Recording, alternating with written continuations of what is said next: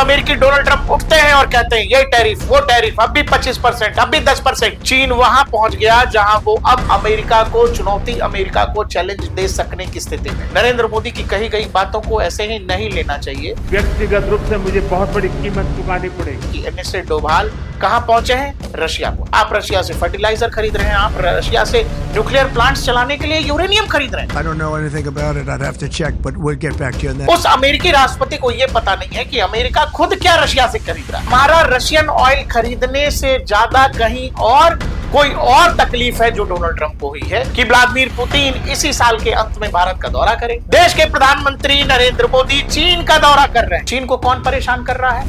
Donald Trump America. Bharat को कौन परेशान कर रहा है? Donald Trump America. रूस को कौन परेशान कर रहा है? Donald Trump America. The big game, the real big game, उसकी शुरुआत हुई। ये बात हमारा, आपका, आप कहीं भी हमारा ये वीडियो देख रहे हो, ये समझना बेहद जरूरी है, क्योंकि एक बार फिर से भारत को ट्रैप करने की कोशिश हो रही है। भारत की तेज आर्थिक प्रगति दुनिया के बहुत सारे देशों को, यूरोपियन नेशंस को, अमेरिका को लंबे समय से परेशान करता रहा है। अमेरिकी थिंक टैंक जो कि ये सोचता है और जो सोचता रहा लंबे वक्त तक कि उसका पारंपरिक दुश्मन रशिया है, उसको ये लगता है कि रशिया रशिया करते करते एक बड़ी अनदेखी उनसे हो गई और उसमें चीन दुनिया की महाशक्ति बन गया। चीन वहां पहुंच गया जहां वो अब अमेरिका को चुनौती, अमेरिका को चैलेंज दे सकने की स्थिति में। और अमेरिकी थिंक टैंक या पेंटागन में बैठे लोग ये नहीं चाहते कि जो गलती या जो एक तरह से अनदेखापन चीन के प्रति हुआ, वो अनदेखापन उन्हें लगता है कि कहीं भारत के प्रति भी ना हो जाए। उन्हें लगता है कि आने वाले समय में कहीं भारत भी उसी तरह से अमेरिका को चैलेंज ना करने लगे जैसा अभी चीन दुनिया के मानचित्र पर अमेरिका को कर रहा है। प्रधानमंत्री नरेंद्र मोदी ने हाल में एक बयान दिया। ये बयान ऐसे समय में आया है जब अमेरिकी डोनाल्ड ट्रंप उठते हैं और कहते हैं ये टैरिफ वो टैरिफ, अब भी 25%, अब भी 10%। ये पूरा ड्रामा जब चल रहा है, उसी समय देश के प्रधानमंत्री ने एक बड़ी बात कही है। नरेंद्र मोदी की कही गई बातों को ऐसे ही नहीं लेना चाहिए, क्योंकि जब वो कहते हैं उन चीजों का मतलब होता है। नरेंद्र मोदी ने कहा कि मैं एक बड़ी कुर्बानी देने को तैयार हूं या बड़ा रिस्क खेल रहा हूं, इस तरह की बात उन्होंने कही। और मैं जानता हूं व्यक्तिगत रूप से मुझे बहुत बड़ी कीमत चुकानी पड़ेगी, लेकिन मैं इसके लिए तैयार हूं। मेरे देश के किसानों के लिए, मेरे देश के मछुआरों के लिए, मेरे देश के पशुपालकों के लिए आज भारत तैयार है। आखिर प्रधानमंत्री नरेंद्र मोदी को ऐसा क्यों लग रहा है कि वो बड़ी कीमत चुकाएंगे? आखिर अमेरिका इतना परेशान क्यों है, जिसमें वो रोज उठता है डोनाल्ड ट्रंप और वो कहते हैं कि अब हम 25% कर रहे हैं, हम 25% एक्स्ट्रा कर रहे हैं। ये सारी कहानी क्यों रची जा रही है? और जिस समय अमेरिका ये सब कर रहा है, उस समय देश में क्या हो रहा है, ये भी समझना बेहद जरूरी है। जिस समय अमेरिका भारत पर टैरिफ लगा रहा है, उस समय देश के अंदर एसआईआर, चुनावी मुद्दे, ईवीएम, इलेक्शन कमीशन पर जो कुछ हो रहा है, वो सब आपकी आंखों के सामने। यानी आंतरिक मोर्चे पर सरकार के सामने इतना बड़ा चैलेंज है, जहां पॉलिटिकल पार्टियां कह रही हैं कि आप चुनाव चोरी कर रहे हैं। राहुल गांधी सीधा वोट चोरी का आरोप लगा रहे हैं। दूसरी तरफ है अमेरिका, डोनाल्ड ट्रंप, जो रोज नए टैरिफ के साथ भारत को दबाव में लाने की कोशिश कर रहे हैं। लेकिन सवाल है कि क्या भारत इन दबावों के आगे झुक जाएगा? तो मेरा जवाब यह है, शायद आपको भी वो जवाब पता है, कि भारत दुनिया के किसी भी देश के सामने झुकने की स्थिति में नहीं है। भारतीय विदेश नीति बहुत साफ है। आंखों से आंख मिला के बात करेंगे, सम्मान के साथ सम्मान की बात करेंगे। अगर आप भारत को सम्मान नहीं देंगे तो फर्क नहीं पड़ता कि आप सुपर पावर हैं, आप व्हाइट हाउस वाले राष्ट्रपति हैं या नहीं हैं, आप जो बिडेन हैं या डोनाल्ड ट्रंप हैं, इस बात से मौजूदा सरकार नरेंद्र मोदी को कोई फर्क नहीं पड़ता है।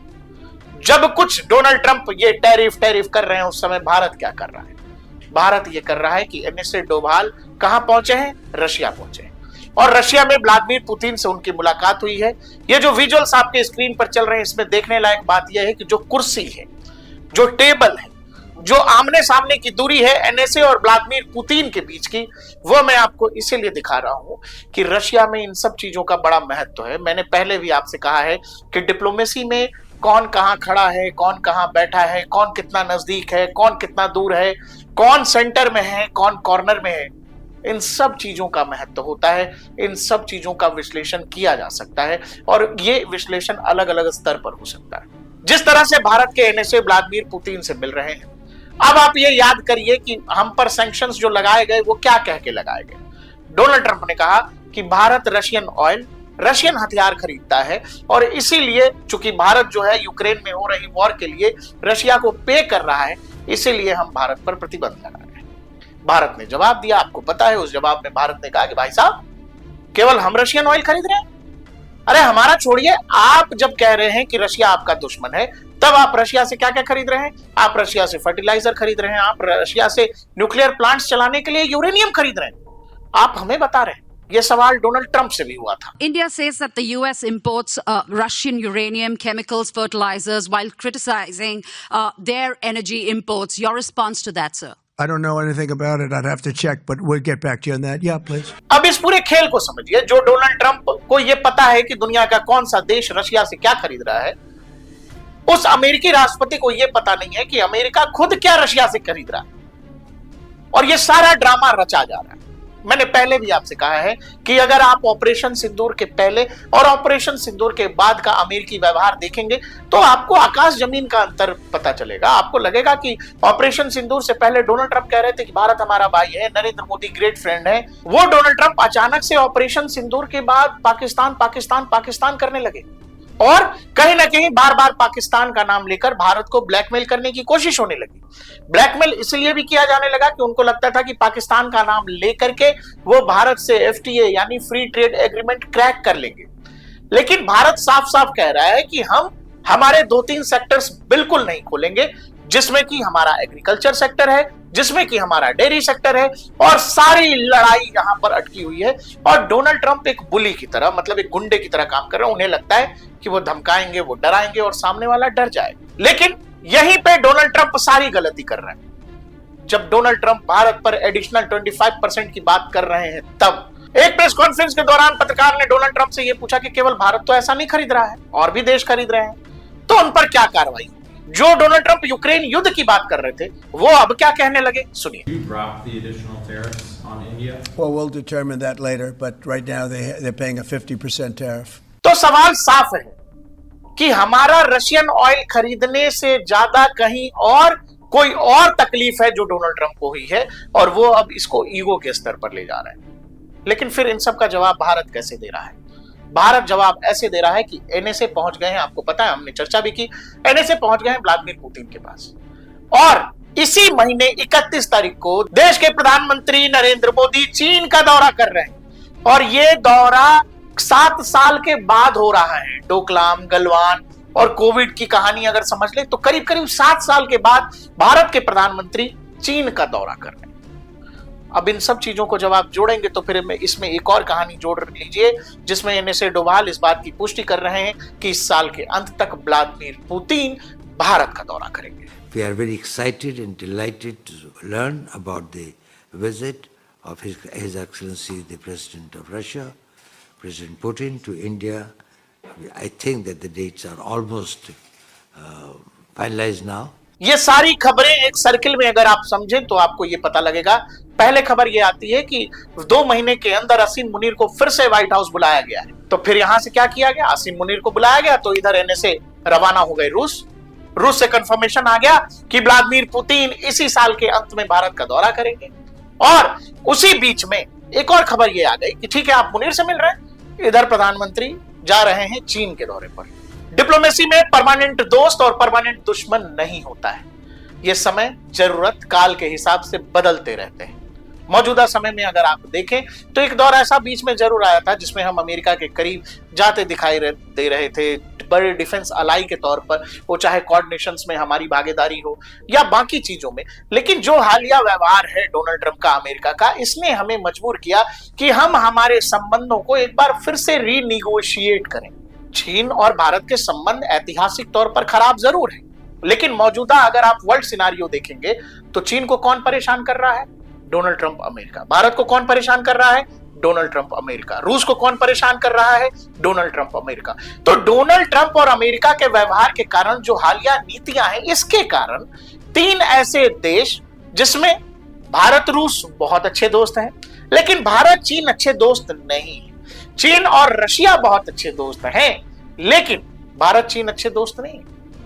लेकिन इसमें एक कॉमन फैक्टर है, जो तीनों देशों की बात करेंगे तो कॉमन फैक्टर है रूस। रूस हमारा भी बहुत अच्छा दोस्त है, और रूसी चीनी संबंधों में तो यह कहा जाता है वैचारिक तौर पर दोनों भाई हैं।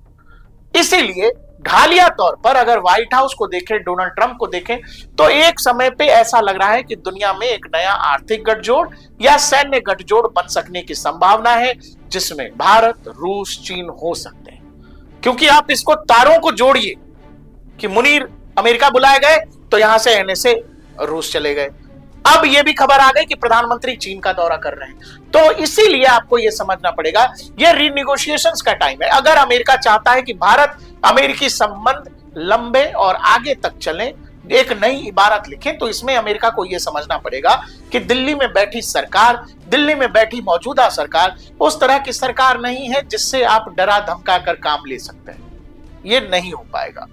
इसीलिए अब आप ये देखिए कि जिस कॉर्ड में हम चीन को रोकने के लिए शामिल हैं, संभव है कि हम चीन के साथ बातचीत की कहानी को आगे बढ़ाएं। संभव है कि चीन से जो व्यापारीय घाटा है वो कम करने पर चीन मान जाए।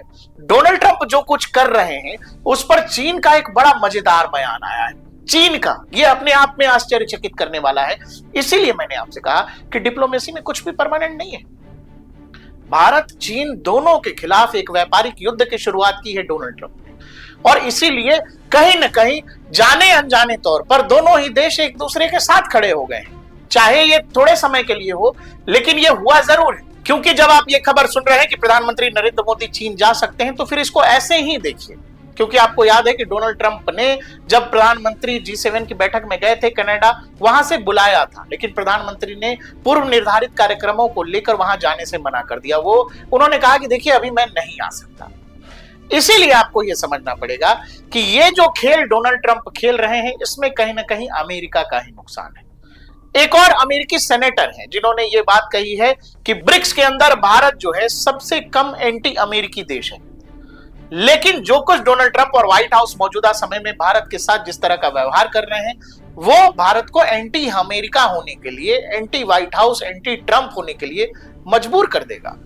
और मजबूरन ब्रिक्स के अंदर जो अभी तक Bharat anti dollar stance, anti America stance लेने से बचता रहा है, ऐसे समय में हो सकता है कि भारत जो है पूरी तरह से ब्रिक्स के खेमे में, चूंकि ब्रिक्स में तो हम पहले से हैं, लेकिन कुछ फैसलों के हम खिलाफ, हो सकता है ये जो एंटी डॉलर की कहानी डोनाल्ड ट्रंप बताते रहते हैं वो सपना साकार हो जाए।